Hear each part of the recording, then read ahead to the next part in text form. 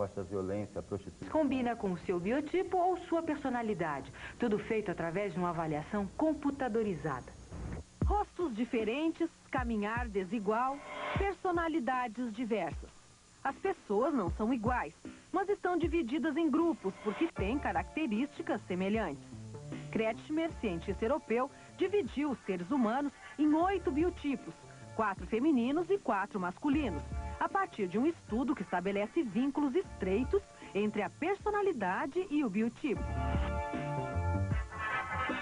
A partir do estudo tipológico de cada um, a empresa Pegastar desenvolveu 8 tipos de fragrâncias com matéria-prima que vem das flores, frutas, madeira e do mar. São perfumes personalizados, definidos através de uma avaliação computadorizada. Para descobrir a fragrância ideal para o meu tipo, preenchi esse questionário com 30 perguntas que serão passadas para o computador. São perguntas sobre personalidade e sobre a minha vida em geral, como, por exemplo, o que gosto ou não de fazer. 3 minutos são suficientes para se ter o resultado. O questionário permite de fazer a sua biotipificação. Então, através dele, você é colocado no seu devido biotipo, ou masculino ou feminino, e ele, de acordo com o biotipo, ele vai te dar o indicativo perfumístico. Garante a empresária que, harmonizando características da personalidade com o perfume, está se interferindo no comportamento humano. Olha, eu acho muito bom a gente usar um perfume que foi feito pra gente com a cara da gente. Isso é maravilhoso e é super legal porque marca as pessoas, marca momentos especiais para outras pessoas. Isso faz com que a gente tenha boas lembranças, boas recordações. Eu gosto de perfume marcante, mas que ao mesmo tempo não seja extremamente enjoativo. E o Personality é assim, ele é marcante e foi feito para mim, do jeito que eu gosto, de acordo com as características que eu tenho. Se o perfume harmoniza com ela, realmente há uma autoconfiança muito maior. E essa autoconfiança realmente ajuda para que a pessoa se sinta de uma forma bem mais segura no seu dia a dia. O Brasil é considerado um importante consumidor de perfumes. Por isso, a Pegastar está apostando nesse mercado, oferecendo franquias. Os critérios para ser um franqueado são de que a pessoa tem que ter muita criatividade, iniciativa e que realmente ela necessita de ter uma entrada adicional, porque nós não fazemos exigência de ponto, mas pode ser um complemento para um comércio já existente e também a pessoa pode trabalhar em casa, cuidando dos filhos além do trabalho, né? Ou ter uma atividade em feiras, exposições, etc. Maria Clélia opera a franquia em sua casa na cidade de Indaiatuba, interior de São Paulo. Ela desenvolve o trabalho com boa aceitação.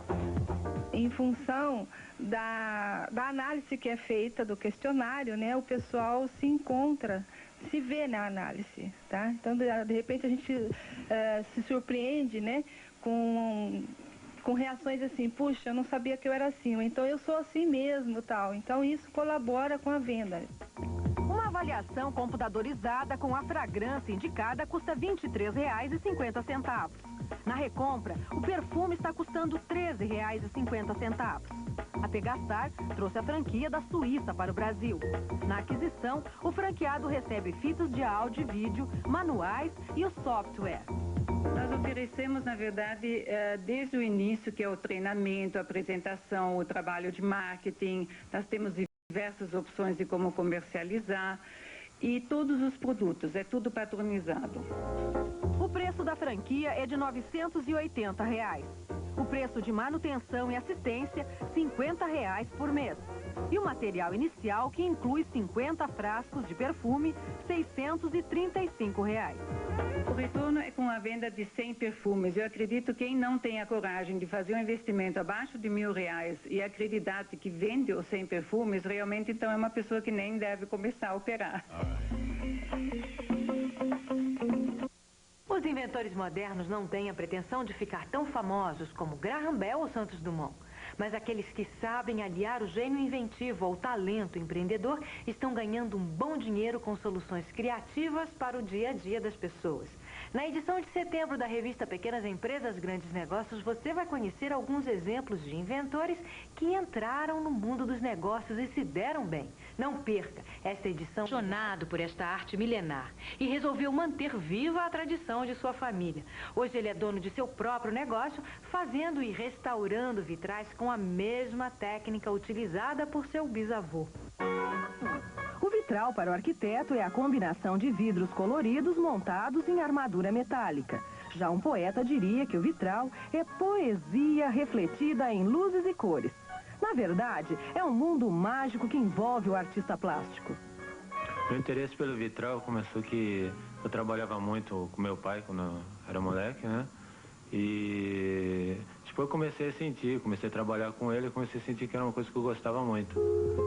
Depois de receber os ensinamentos passados de geração a geração, Frederic abriu o seu próprio negócio, a Geucas Vitrais e Restaurações, que traz uma tradição de 150 anos. Desde o meu bisavô já trabalhava com vitrais, né? Isso aí já vem desde da Alemanha, ele trabalha com vitral. Meu avô trabalhou na Holanda, depois ele veio para a Bolívia, meu pai trabalha aqui no Brasil. Verdadeiros filtros de luz, os vitrais servem não apenas para enriquecer a decoração de igrejas. Este restaurante recebeu um toque de luz e de cores. A tratoria tem 13 anos e agora foi reformada e redecorada com vitrais que alegraram o ambiente e favoreceram a iluminação. Cada vez mais você precisa se destacar dos outros, você precisa oferecer algo mais. Então, se a sua comida é ótima, é boa, a pessoa vai procurar, bom, aquele lá é um lugar mais gostoso de se ir, ou então mais agradável de se ficar, né? Com 500 tipos de vidros em cores e texturas variadas, a empresa faz vitrais em todos os estilos, com preços de R$ 600 a R$ 1.500 por metro quadrado colocado. Na arte dos vitrais, os detalhes são importantes. Um exemplo, a iluminação. A luz é importantíssima, mesmo que a pessoa não tenha uma luz natural, nós orientamos uma luz artificial, né? É importantíssimo isso, senão não tem vida, não tem aquele brilho que o vitral nos fornece, né? A técnica dos vitrais mudou muito pouco, continua artesanal. O artista projeta a peça inteira e divide em quadros que são desenhados um a um. Os desenhos são ampliados e a partir do molde o vidro é recortado. A ligação entre as peças é feita com chumbo. A empresa trabalha ainda com mosaico, cacos de vidro colocados sobre outro vidro. A gente procura, no máximo, realmente fazer um trabalho bem exclusivo para o cliente, né? Procurar ao máximo não ter cópia, fazer um trabalho que ele vai ter na casa dele, esse trabalho vai ser só dele. No Brasil, o vitral surgiu em 1875, mas a arte é milenar, originária do Oriente, conhecida desde o Antigo Egito. A técnica chega ao Ocidente por volta do século VI e atinge o apogeu no século XIII, época da construção das grandes catedrais. Os vitrais da Catedral de Chartres, na França, são considerados os mais harmônicos. São 700 metros quadrados de vitrais, uma espécie de história em quadrinhos da vida de Jesus. A que se deve esse interesse hoje pelo vitral, uma arte milenar? O vitral é uma arte diferenciada de qualquer outra, né? Porque a arte do vitral, ela capta a luz e transmite uma luminosidade, uma espiritualidade entre a pessoa, né? Então, o cliente hoje, ele quer um projeto exclusivo, algo diferente na sua casa, né? Contando com 15 artesãos preparados pela empresa e um faturamento de 60 mil por mês, a Geucas faz também restaurações. Esses vitrais que a gente restaura realmente são de artistas conhecidos, são vitrais que têm sua história, que na época foi feito realmente com muito estudo, né? Porque o vitral é uma coisa que exige muito, né? Entre os trabalhos está o Teatro Municipal de São Paulo, inaugurado em 1911. O teatro tem verdadeiras preciosidades feitas no início deste século.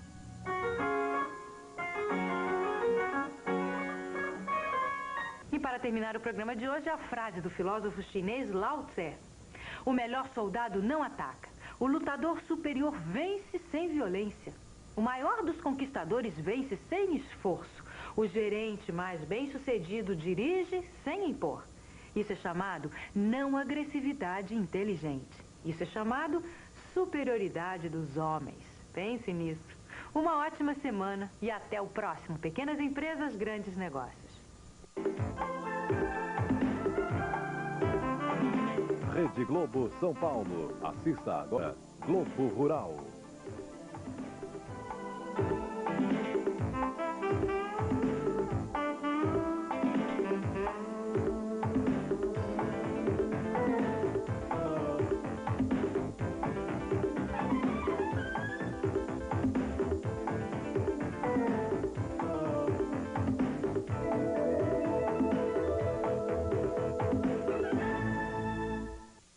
Pequenas Empresas, Grandes Negócios.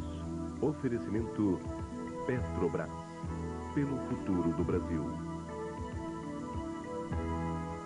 E Classcar Banco do Brasil. Todo mundo quer. Neste domingo, meio-dia, ET, o extraterrestre. Ele é menino ou menina? Ele se perdeu no nosso planeta e conquistou o coração de todo o mundo. De Steven Spielberg, ET, o extraterrestre. Neste domingo, meio-dia, em Cinema Especial. Quem tem Globo, tem tudo. Globo Rural. Oferecimento Junsondas Poços Artesianos. Quilômetro à frente, metros abaixo.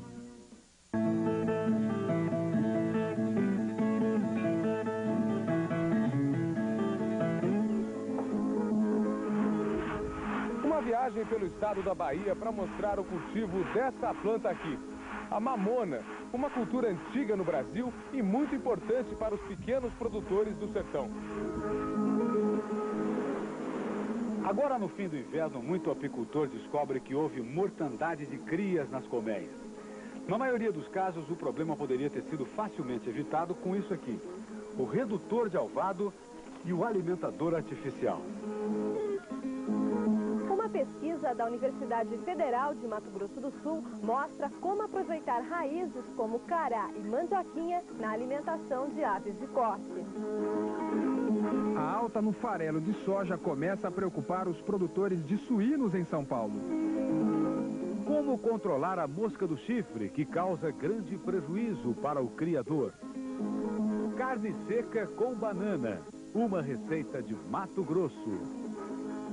Flor, o negócio cresce em São Paulo e atrai agricultores de outros estados. E em Santa Catarina, milhares de cabeças de gado morrem envenenadas.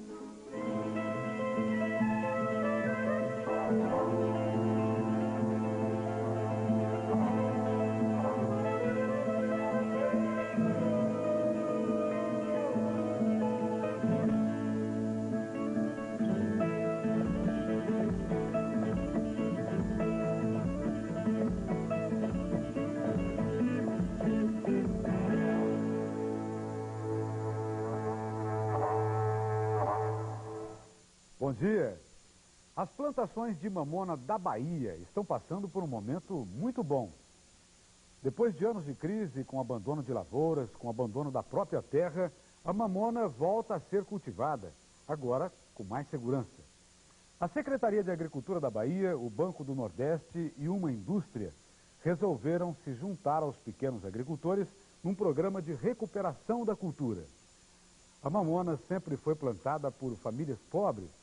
Com o programa, esses pequenos agricultores estão melhorando a renda e acreditando que podem permanecer na terra. No fim do processo, quem paga tudo é a própria mamona, uma planta aparentemente humilde, mas com inúmeras utilidades no mundo inteiro. Cará, mandioquinha, inhame. Você já pensou em aproveitar essas raízes para alimentar os frangos?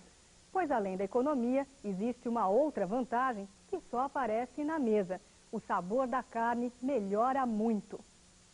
Universidade Federal de Mato Grosso do Sul. Aqui também funciona um centro de pesquisas agronômicas. Produtos como o cará, esta batata em rama, são cultivados como alternativas para a alimentação humana e animal. O cará está consorciado com o milho e tem uma alta produtividade, em média 40 toneladas por hectare, sem prejudicar o milho. A raiz rica em amido e proteínas, se tornou um dos principais projetos de pesquisa do curso de agronomia. Alunos e professores estão usando a farinha de cará para alimentar aves de corte. Nós acompanhamos o processo de fabricação. Depois de colher as raízes, é preciso desidratá-las. Isso é feito num terreiro como este, de cimento. Todo o cará é picado e deixado para secar ao sol durante 3 dias. E para comprovar que ele está totalmente seco, é só apalpá-lo. O ponto é quando estiver crocante.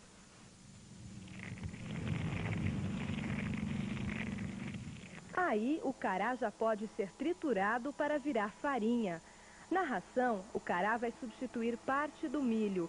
A dosagem é a seguinte: 55% de milho, 15% de cará e 30% de concentrado, que inclui farelo de soja, farinha de carne, vitaminas e sais minerais.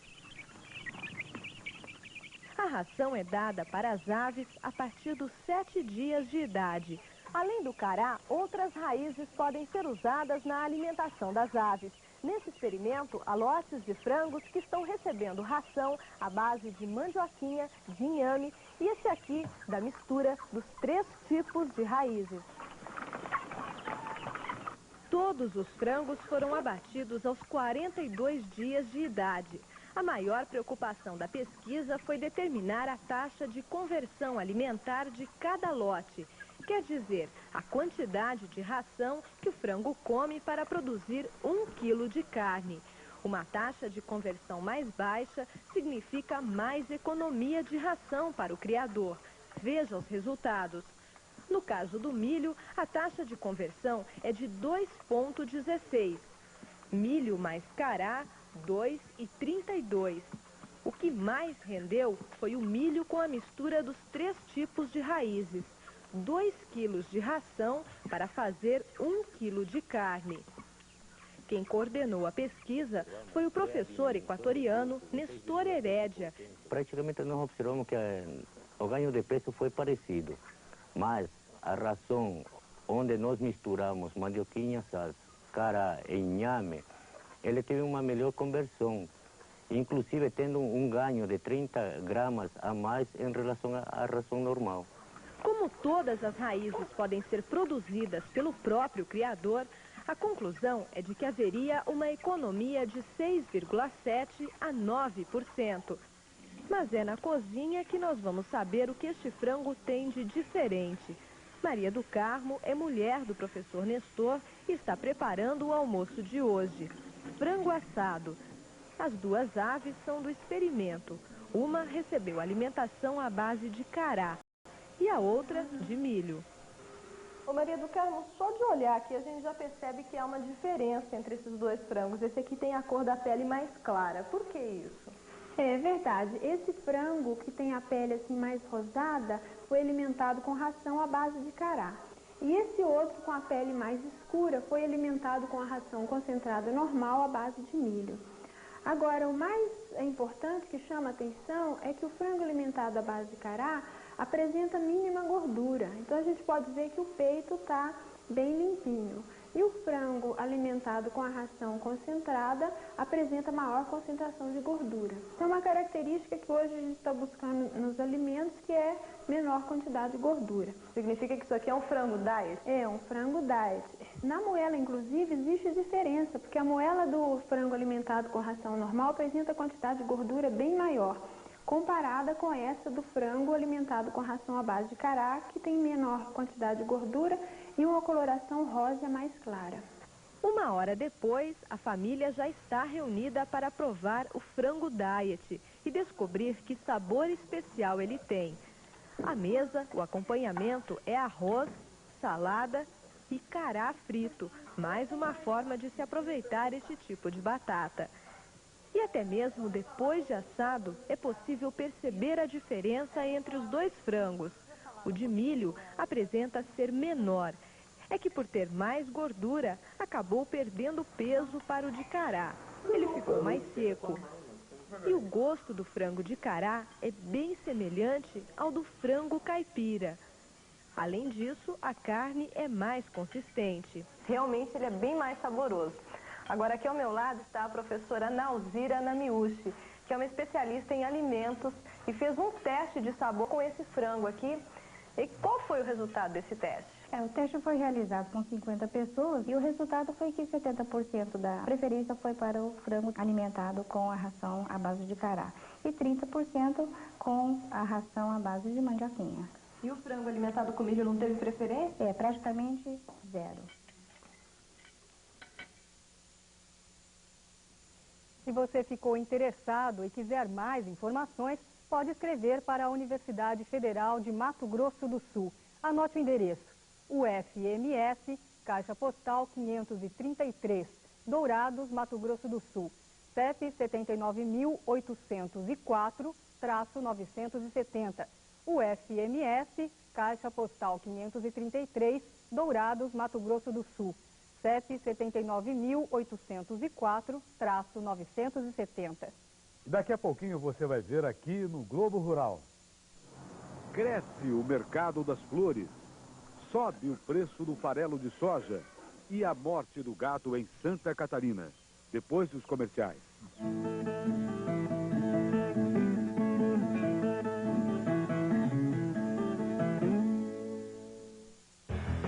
Ezimuff. Um tira muito louco, arrepiando nas ruas de Los Angeles. Um tira da pesada, 2 com Bridget Nielsen. Neste domingo, 2 da tarde, em temperatura máxima. Quem tem Globo, tem tudo. Verifique, confira, compare. Preço, absolutamente preço. É tudo que você precisa para fazer um bom negócio. E Casas Bahia tem. Stereo System Aiva, com duplo deck, carrossel para 5 CDs e controle remoto, R$ 789 à vista. TV Semibox 20 polegadas em cores, controle remoto, R$ 309 à vista. Aproveite! Casas Bahia, dedicação total a você. Neste final de semana, se você comprar Ford com esta assinatura, você vai fazer o melhor negócio. Por exemplo, o Ka Bike Altabiano com R$ 289 mensais. É o melhor negócio. Ou Fiesta Bike Altabiano com R$ 315 mensais. Ou todos os modelos da linha Ford 98, financiados com a menor taxa do mercado. Juros só de R$ 1,30 ao mês. Compre Ford nesse final de semana. Mas lembre, com esta assinatura, é só aqui na Ka Altabiano. Quer um jeito mais legal de ter a sua casa própria? O Plano Legal. Apartamentos de 2 ou 3 dormitórios em 130 parcelas de R$ 396. E a localização, olha só que legal, junto à estação Bresser do metrô. Tem piscina legal, quadra legal e o apartamento decorado é super legal. Plano Legal, estação Bresser do metrô. Anotou? Plano Legal. Legal de comprar, legal de morar. Lançamento Floriano e Calil. Vendas Lopes. Ali no metrô Bresser. Ih, acho que eu já falei. Na Via Norte, você compra o seu Fiat Zero com a menor parcela do mercado, sem risco cambial. Uno SX 2 portas em 42 parcelas fixas de R$ 289. R$ 289 é muito barato. Palio ED 2 portas em 42 parcelas fixas de R$ 339. Usados em até 42 parcelas com entrada dividida a partir de fevereiro de 98. Corra pra Via Norte, Avenida Zaquinarque 1156, ao lado do Center Norte.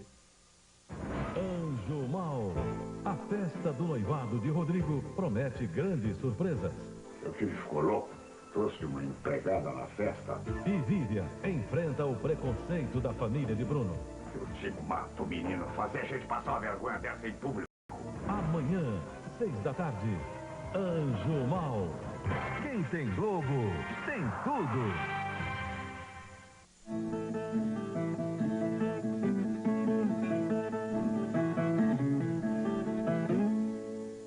O criador de suínos de São Paulo está investindo no crescimento do rebanho, mas começa a se preocupar com o custo da ração.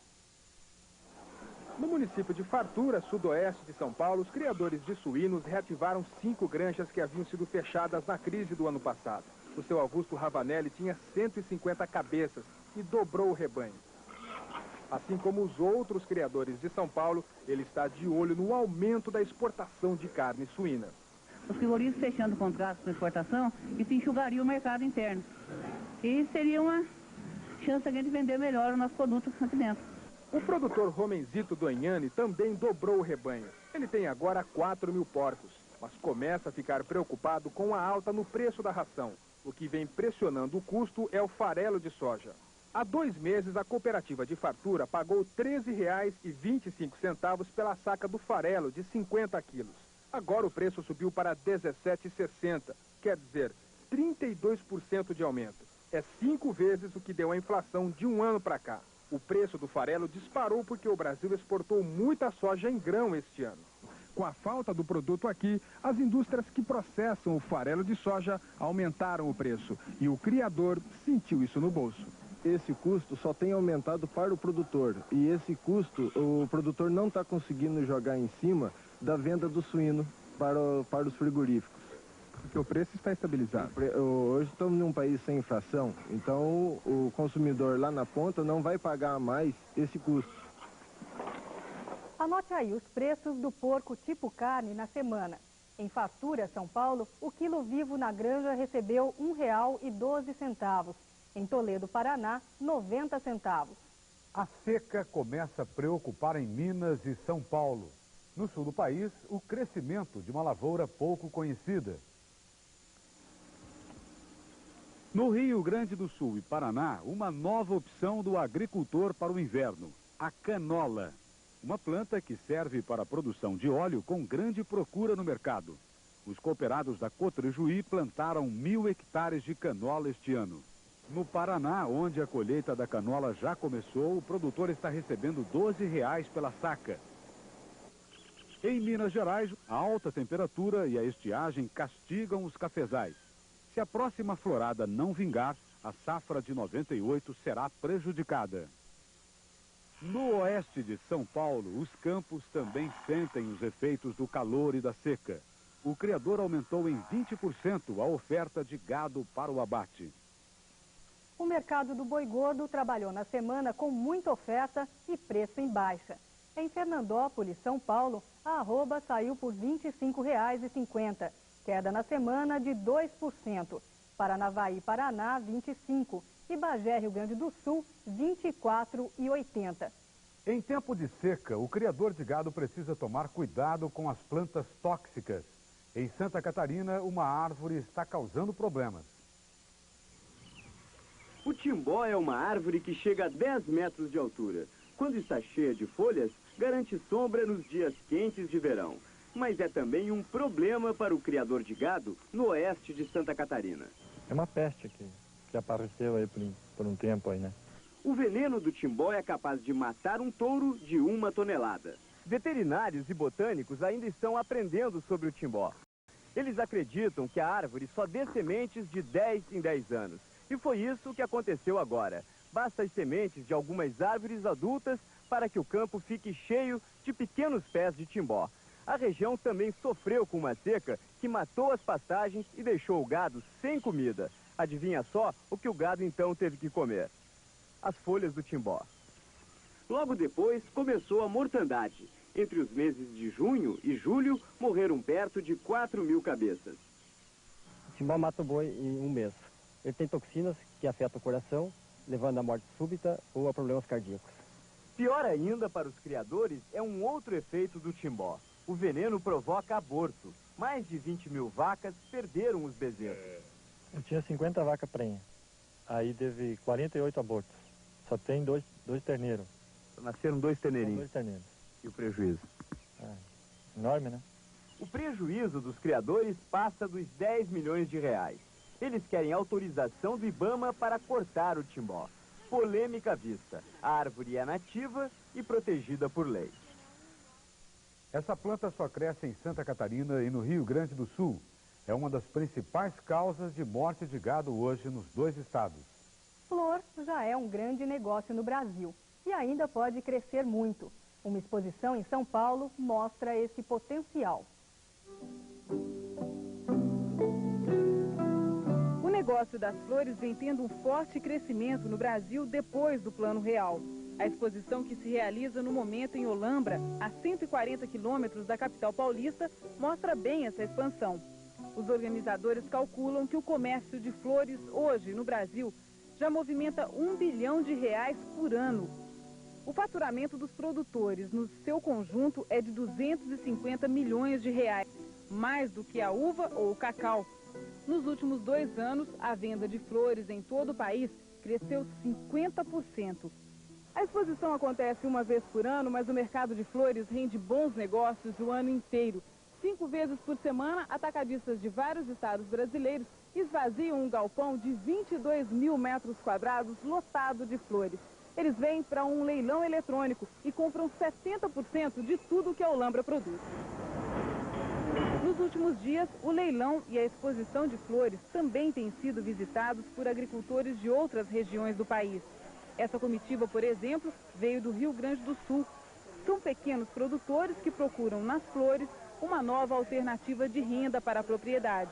Nós estamos trabalhando com leite, mas a nossa intenção é mudar. Eu trabalho com uvas, né?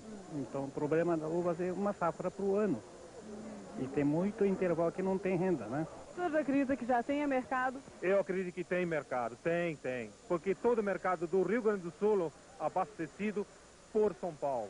O presidente do Instituto Brasileiro de Floricultura, Francisco Bonger, mostrou as novidades para o pessoal. A violeta quimera, que parece pintada à mão. A taita, outra violeta que despenca do vaso. O delicado e surpreendente Trachelium, o Lisianthus e a Austroméria, 2 novas e interessantes opções para arranjos florais. O que mais atrai um produtor para entrar nesse mercado? O produtor está procurando uma alternativa, porque as culturas tradicionais, as grandes commodities, elas não dão mais a rentabilidade que ele precisa. Então, pequenos produtores já não conseguem mais sobreviver dentro de uma área pequena cultivando apenas milho, soja ou algodão.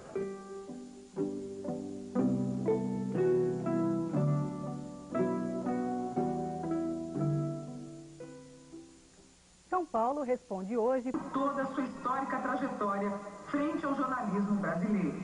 A José Hamilton Ribeiro, nossas mais sinceras homenagens.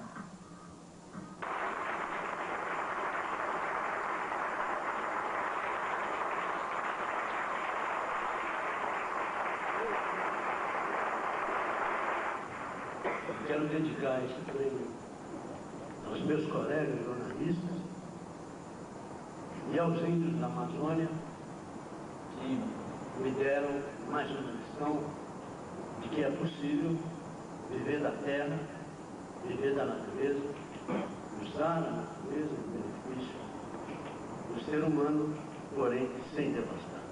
Muito obrigado.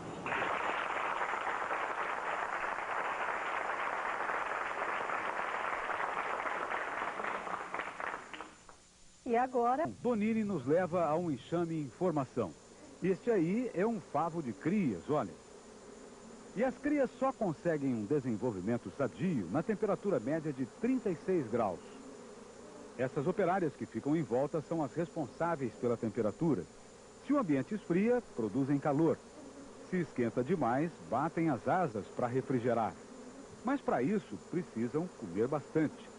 Só que no inverno não tem florada, há escassez de pólen. Além disso, nesta época, as amas secas frequentemente são recrutadas para fechar a boca da colmeia, por onde fica entrando o vento frio. Desprotegidas, as crias acabam morrendo. Donini, para evitar que essa combinação de frio e falta de alimento prejudique a cria, o que é que precisa ser feito? Bom, principalmente, ele tem que fechar a entrada da colmeia com um alvado menor e fazer uma alimentação artificial durante o inverno. Para fechar a entrada, Donini usa esta ripinha, que diminui bastante a passagem de vento e reduz mais ainda a abertura, fixando aqui a base do alimentador artificial. É um vidro comum, cheio de chá de erva cidreira, adoçado com mel. A tampa é cheia de furinhos, por onde as abelhas sugam o alimento. As abelhas vão entrar por esse canal e vão chupar aqui da tampinha e vão fazer esse trajeto internamente, para que elas não possam e também não haja um saque de outras abelhas que venham aqui se alimentar. Essa alimentação é somente para esse enxame. Agora, Donini, o seu Moraes reclama também que lá em Tuiutaba ele está tendo problema com a varroa, aquele ácaro que gruda nas costas das abelhas, né? Pede alguma dica para resolver isso. Bom, seu Moraes, no Brasil já tivemos grandes infestações de varroa nos anos 80. Hoje está bem controlado e não é tanto problema para o país. Mas uma dica para que o senhor evite a varroa é o senhor fumegar, mesmo no inverno, quando a gente mexe menos com as abelhas, pelo menos essa fumaça branca, 3 vezes por semana no alvado. Pelo menos 5 bombadas, ele coloca delicadamente, né? Se tiver a varroa que está grudada no corpo da abelha, ela caia, que ela não gosta desse cheiro de fumaça, e vá para o fundo. E a abelha, então, pode expulsá-la, saindo, então, pelo alvado. Seu Moraes, em qualquer casa de produtos apícolas, o senhor encontra o redutor de alvado e a base do alimentador artificial. Se você quiser escrever para cá, anote o nosso endereço. Globo Rural, CEP 01150-900.